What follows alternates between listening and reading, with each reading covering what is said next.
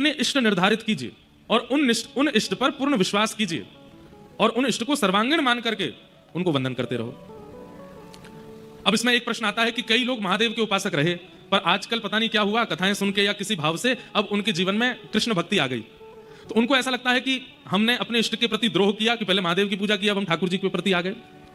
पंचदेवों के नाम सुन लीजिए, गणेश जी और गणेश जी के जितने भी स्वरूप हैं वो, महादेव और महादेव के जितने भी रुद्र स्वरूप हैं वो, उनमें हनुमान जी भी आते हैं, सूर्य और सूर्य के जितने भी प्रकार हैं वे, वैष्णो देवी, योग माया और उनके जितने भी स्वरूप हैं वो, और नारायण।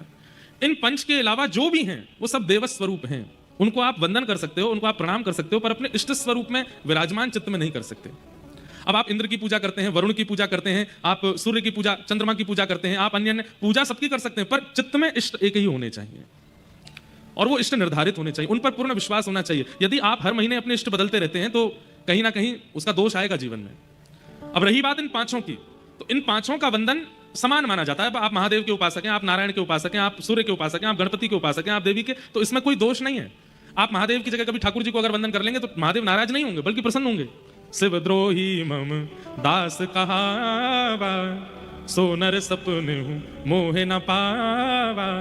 प्रभु श्री राम कहते हैं कोई शिव से द्रोह करता है और मेरी पूजा करता है, उस स्वप्न में भी मेरा दर्शन नहीं कर पाएगा, लेकिन शिव से भी उतनी प्रीति करता है, मुझसे भी उतनी प्रीति करता है, निश्चित है मैं उससे सदा प्रसन्न रहता हूं।